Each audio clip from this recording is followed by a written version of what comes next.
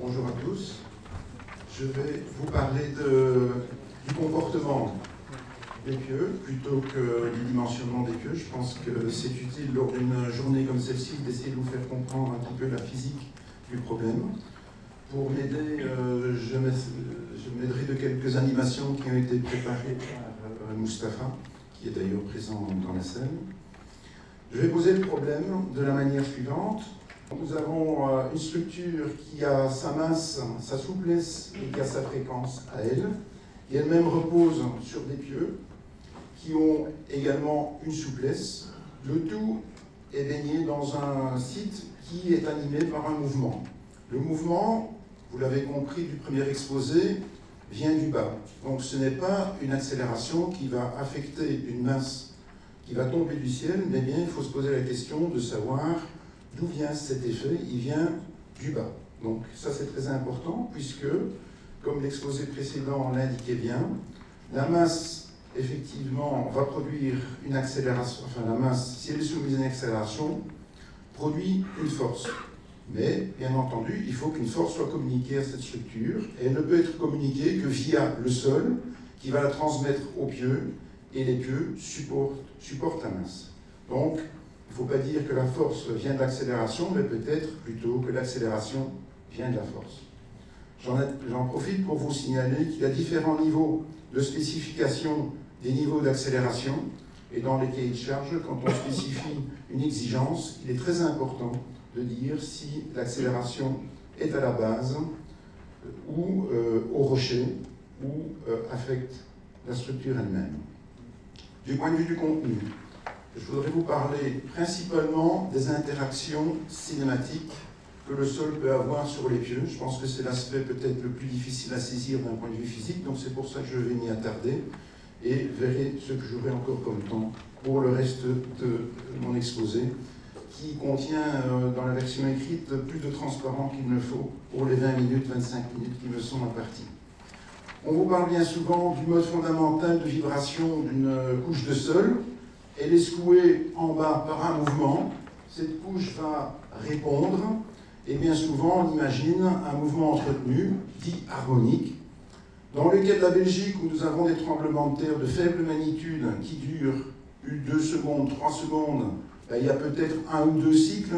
Ça, M. Barr vous l'a montré, ou M. Gamelbeck, pour des petits tremblements de terre, ça ne dure pas très longtemps. Donc, imaginez peut-être un mode propre qui s'anime comme ça régulièrement plusieurs fois, c'est peut-être un petit peu difficile.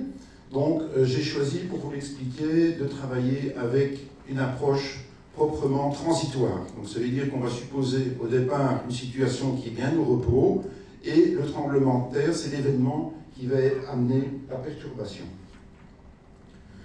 Pour ce faire, on va utiliser un outil mathématique assez génial, qui est une équation différentielle aux dérivées partielles, qui est une équation d'onde, qui n'est pas effrayante, parce qu'en fait, ça n'est rien d'autre que la transposition d'une loi que vous connaissez, F égale ma, la loi de Newton, à un milieu continu. Ici, j'ai pris une colonne de sol qui va pouvoir se cisailler, qui va pouvoir se déformer uniquement en cisaillement. Donc c'est un multi-feuille où chaque feuille va pouvoir glisser l'une par rapport à l'autre. Donc j'en analyse un élément d'une épaisseur delta Z et son équilibre peut être mis en forme par F égale M1, simplement que la force nette résulte de la différence de contrainte de cisaillement au-dessus et en dessous et que l'accélération reste bien l'accélération. On a une équation d'équilibre qui, quand on la couple avec une hypothèse de comportement élastique, nous amène à une équation extrêmement simple, qui veut dire que le module de cisaillement de la couche, que multiplie la courbure de la déformée, est égal à la masse volumique fois l'accélération, puisque d2u sur dt2, ce n'est rien d'autre que l'accélération, ce qui va nous permettre de mettre en évidence d'ailleurs une constante de cette équation d'onde qui est la vitesse de cisaillement, qui elle-même est le rapport, la racine carrée du rapport du module de cisaillement à la masse. Voilà une première animation dans laquelle je vais essayer de vous faire comprendre ce qu'on entend par impédance. C'est un mot que vous avez entendu dans l'exposé précédent, Ici, je vais prendre un exemple ultra simple pour essayer de vous faire comprendre de quoi il s'agit. On considère une colonne de sol qui peut se déformer uniquement en cisaillement, et on va appliquer à sa base à un temps initial, t égale 0, donc elle est initialement au repos, et puis au temps t, on va appliquer une contrainte de cisaillement et voir ce qui se passe. Qu'est-ce qui va se passer? Si on applique une contrainte de cisaillement, on arrive à, je vais l'arrêter ici, on arrive à ce que la contrainte, qui elle est constante, induise une distorsion qui elle-même est constante, donc ça veut dire qu'un rectangle va devenir un parallélogramme. Comme c'est constant, ben, ça va se propager. À quelle vitesse? À une vitesse de cisaillement, des ondes de cisaillement. Ce qui veut donc dire que si vous appliquez une contrainte constante à la base d'un massif, on va dire pour l'instant, il est infini, puisqu'en fait, le mouvement n'a pas atteint les bornes du massif, on génère une distorsion constante dans une zone dont la croissance est liée à la vitesse de propagation des ondes. Le résultat net, c'est qu'ici, vous avez une vitesse constante. Donc retenez ceci, c'est que vous appliquez une contrainte constante à la base, à la frontière d'un massif, vous allez avoir comme résultat une vitesse constante. Ce qui est très important parce que ça c'est la notion d'impédance, c'est la proportionnalité entre un effort et un mouvement. Donc il y a proportionnalité entre une vitesse et une contrainte. C'est, je dirais, la magie de l'équation d'onde qui nous permet de comprendre qu'au lieu d'avoir F égale ma, on a en fait taux égale V fois quelque chose, qui est une constante qui dépend des propriétés du sol. Alors, bon, un mouvement constant, c'est peut-être un petit peu pas passionnant et pas tellement réaliste par rapport à un tremblement de terre, donc on va prendre une chiquenaude à la base. Ah non, avant d'arriver à là, je voulais également vous montrer ce qui se passe du point de vue des vitesses. Donc en fait, le même problème, mais ici je représente le champ des vitesses. Qu'est-ce qui se passe? Cette vitesse constante à la base, elle se communique à un massif qui est en croissance avec la vitesse des ondes. Donc tout ceci est exprimé par cette équation différentielle que vous retrouvez sur ce transparent. Et la chose la plus importante, c'est que le gamma, la distorsion constante, est bien le rapport d'un point de vue mécanique de la contrainte de cisaillement au module de cisaillement. C'est un nombre adimensionnel que l'on retrouve également quand on fait le rapport de la vitesse de translation à la vitesse de cisaillement, donc de propagation des ondes. Donc ce sont deux chiffres adimensionnels. L'un peut être considéré comme une distorsion mécanique et l'autre comme une distorsion cinématique. Maintenant, si on considère une impulsion, qui peut être un élément d'un tremblement de terre, j'ai dû prendre une fréquence plus élevée que ce qu'on trouve dans les tremblements de terre pour les besoins didactiques, parce que sinon on ne verrait pas à quelle vitesse les choses se produisent, mais pour bien nous faire comprendre l'effet d'une impulsion à la base de la colonne. Alors, je vais recommencer peut-être.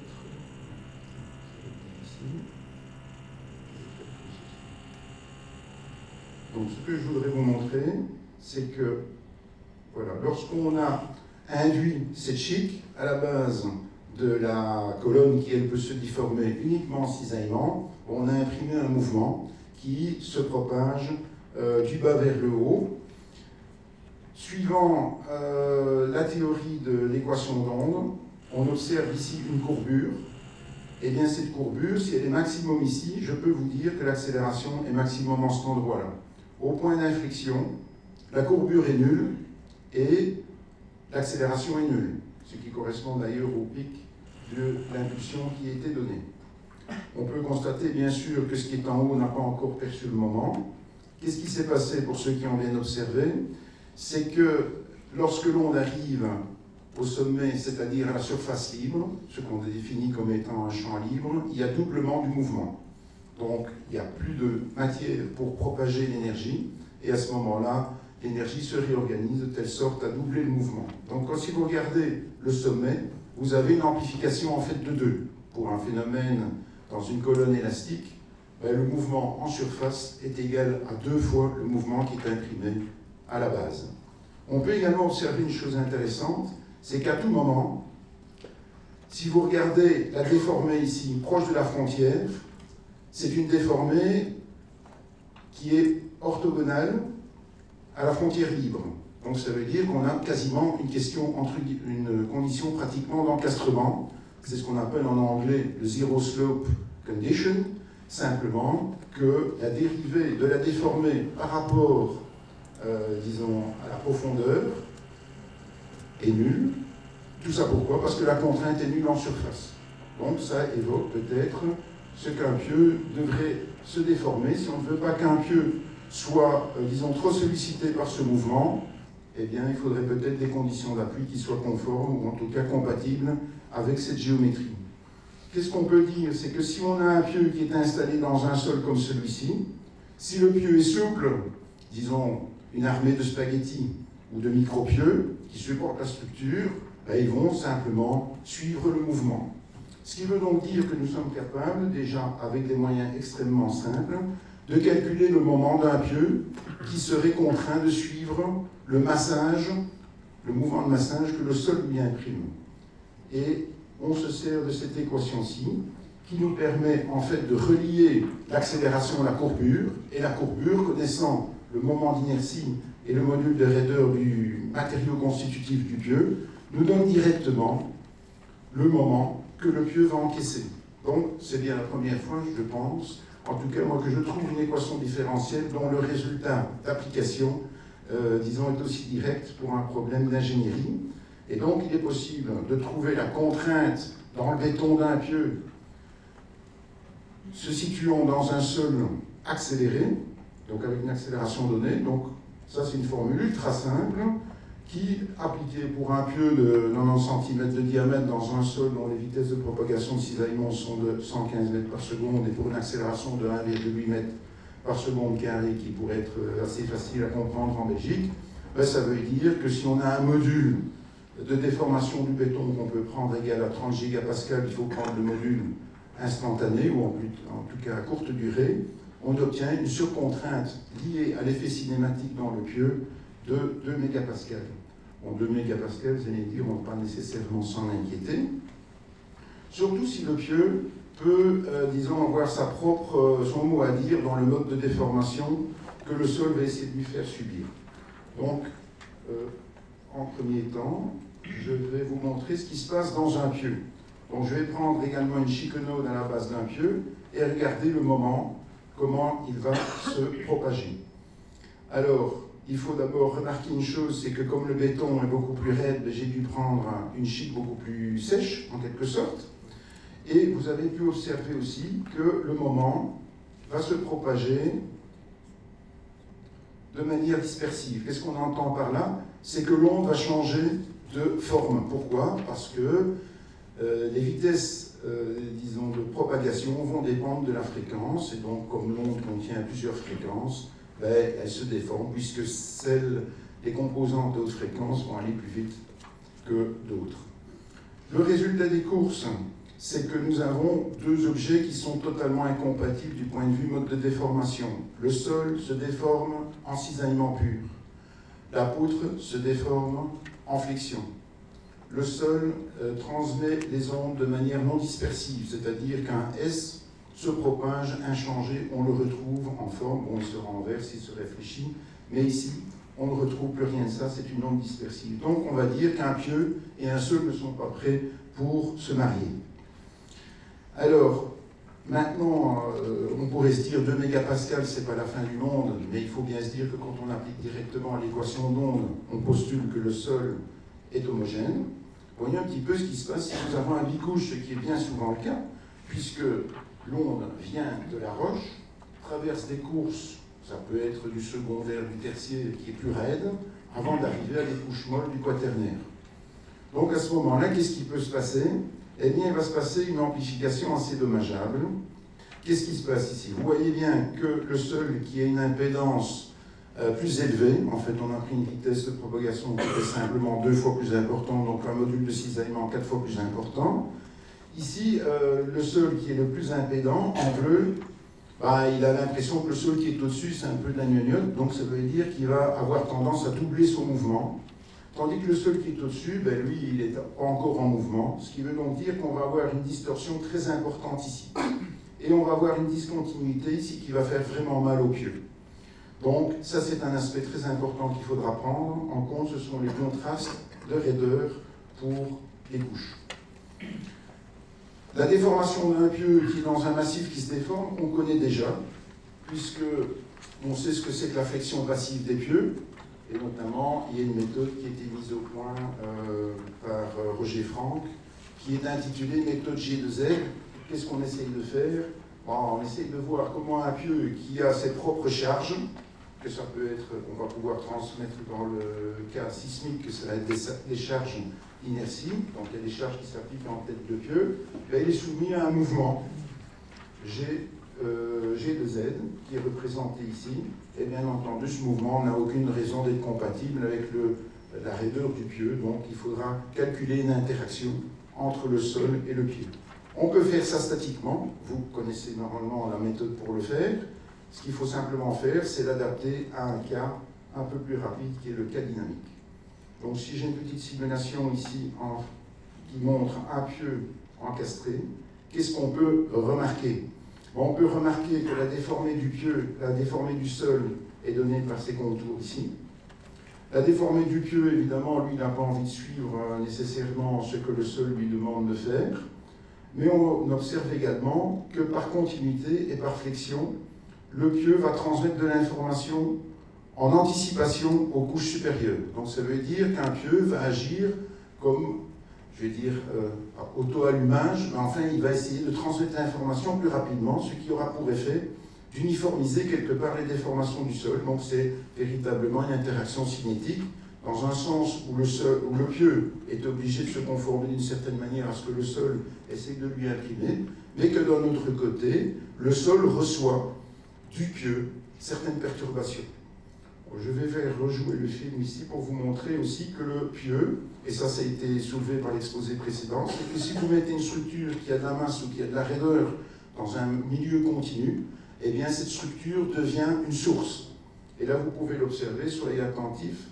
Lorsque l'on arrive à la base du pieu, qui est représentée ici en bleu, vous allez voir des ondes qui sont en fait des effets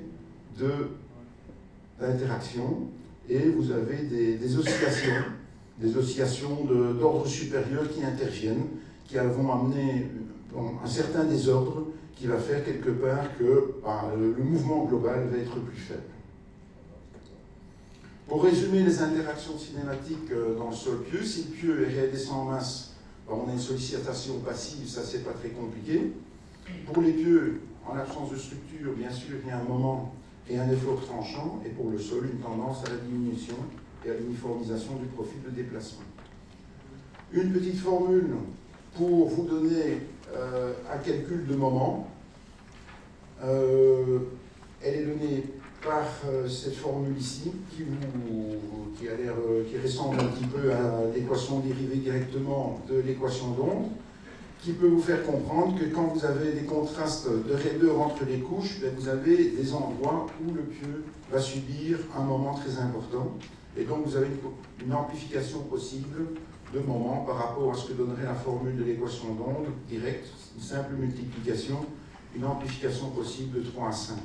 Donc ça veut dire que dans l'exemple qu'on avait calculé, il y avait 2 mégapascales de plus dans le béton, vous allez avoir 6 à 10 mégapascales de plus.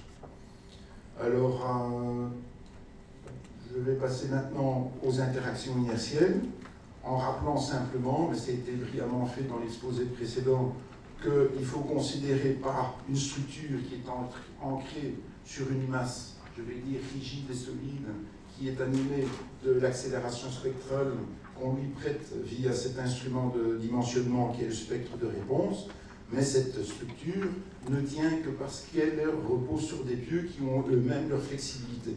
Comme les pieux ont une assez grande flexibilité latérale, il est donc essentiel de tenir compte de cette flexibilité pour calculer les efforts inertiels.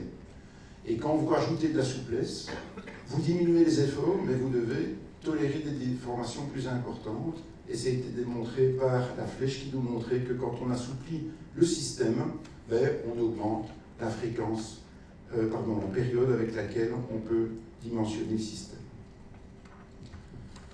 Maintenant, quelques minutes pour vous parler du comportement du sol, que j'ai supposé jusqu'à présent comme étant élastique. Bien entendu, un sol n'est pas élastique, hein, c'est même ce qui le rend particulièrement intéressant.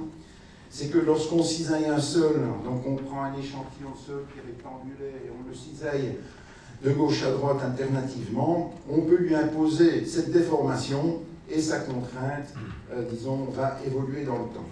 Lorsque l'on porte en graphique la contrainte en fonction de la déformation imposée, on constate qu'on a d'abord une partie, disons, relativement raide, et comme le sol est un matériau divisé, il y a un certain assouplissement au fur et à mesure que la déformation augmente. Donc c'est un diagramme tau-gamma, contrainte de déformation en fonction de la distorsion imposée.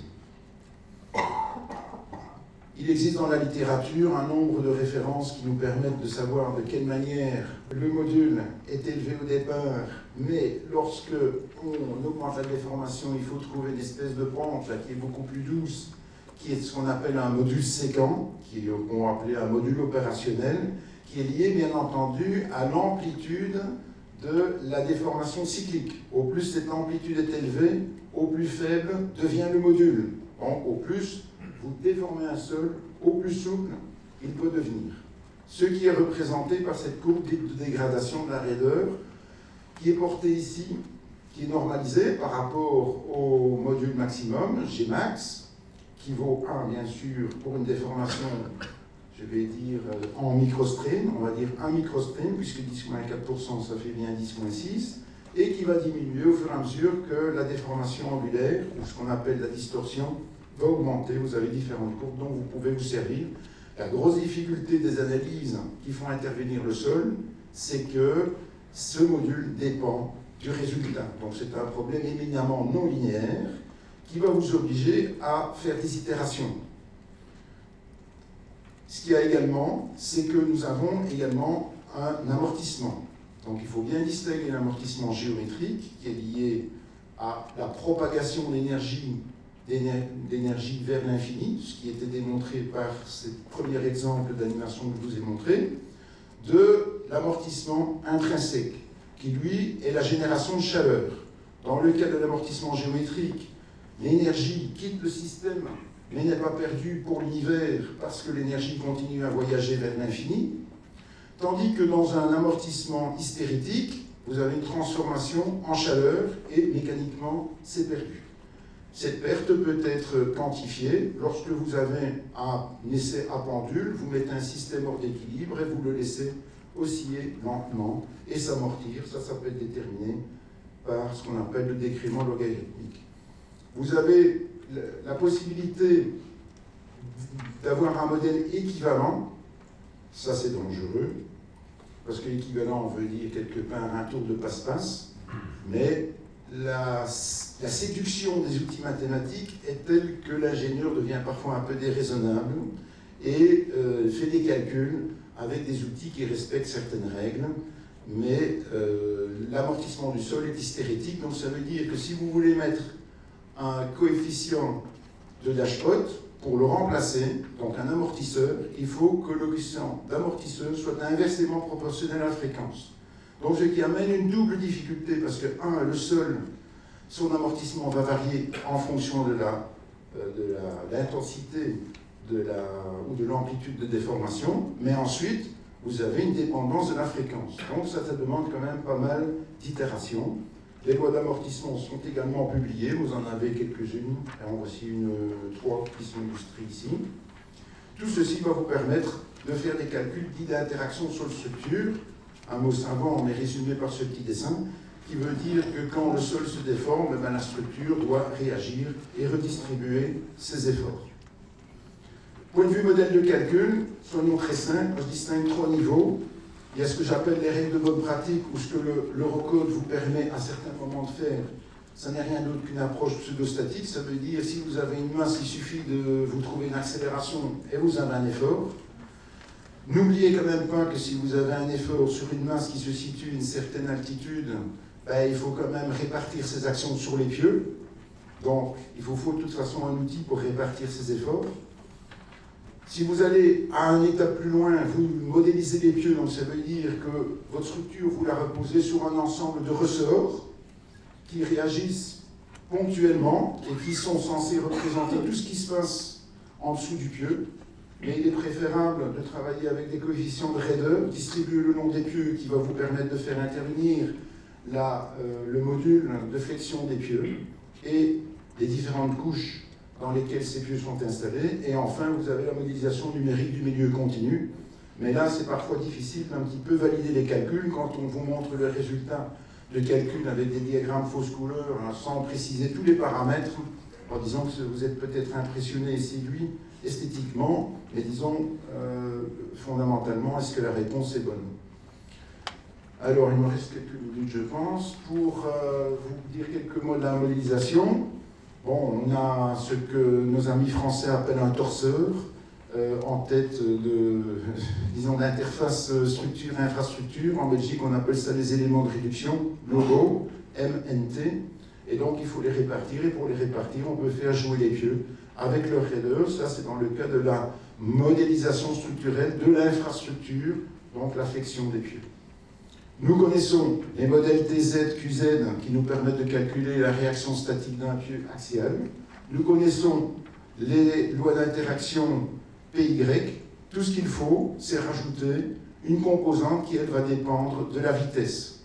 Car vous avez ce phénomène d'impédance et d'impédance géométrique qui doit être prise en compte. Elle est liée au fait que l'énergie est radiée dans le milieu. Irradiée. Donc ça veut dire que globalement, au lieu de travailler avec des ressorts, on va devoir ajouter un dashpot. Alors attention, le dashpot, il a sa place pour un amortissement géométrique, puisque celui-là est effectivement lié à la vitesse et vous pouvez le remplacer par un dashpot, mais il n'a pas sa place pour rendre compte de l'amortissement hystéritique. Il existe un nombre de fonctions dites d'impédance qui vous permettent de compléter la constante de ressort avec le dashpot qui l'accompagne, et je pense que quelques exposés illustratifs permettront de souligner l'importance du fait que lorsque vous adjoignez un dashpot à un ressort, votre raideur effective augmente. Voilà, je vais aller rapidement. La liquéfaction, petite animation, je ne s'affiche pas, ça sans doute certains d'entre vous l'ont déjà vu, c'est simplement l'expression de la contractance d'un sol, qui fait que lorsqu'on cisaille un sol, les particules ont tendance à se réorganiser et on arrive à transformer un sol qui au départ était solide, à l'intérieur duquel pouvait percoler de l'eau, on le transforme plutôt en une suspension de grains qui essaye de s'arranger dans le liquide. Et je vais terminer par une petite animation qui vous montre ce qui se passe dans un pieu qui est installé dans une couche où il y a dans un profil où vous avez la liquéfaction. Alors, ça part de là, ça cisaille. Évidemment, la couche liquéfiée se cisaille assez fort, mais imaginez-vous être un pieu, et en fin de tremblement de terre, vous avez à composer avec deux demi-blocs qui se sont déplacés l'un par rapport à l'autre. Ça peut s'analyser par Newmark et d'autres procédés. En conclusion, je vais dire que l'interaction cinématique pieu-sol devient significative dans les pieux mous et sous accélération modérée, mais elle est certainement exacerbée par le contraste de raideur. L'interaction inertielle sollicite les composantes de réaction latérale et axiale des pieux en phase avec le déplacement, mais aussi avec la vitesse, ça c'est le dashpot. Il est important de tenir compte de la dégradation du module et de l'augmentation de l'amortissement intrinsèque du sol sous distorsion cyclique croissante, et il faut adapter le modèle de calcul aux données dont vous avez disons, à la disposition. Il y a un aspect, à mon avis, qui ne sera pas envisagé dans cette journée d'études, c'est la reconnaissance géotechnique qui est nécessaire à générer les paramètres de sol propres, à faire tous ces dimensionnements. Mais en général, il faut travailler avec des essais de laboratoire ou des essais de géophysique, sismique, downhole, crosshole, ou l'analyse spectrale d'ondes de surface. Voilà, je vous remercie de votre attention.